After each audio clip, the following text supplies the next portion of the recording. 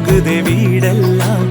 ஆத்திவோ மகனை பத்தி பேச போகுது ஊரெல்லாம், கேட்க போகுது உறவெல்லாம்.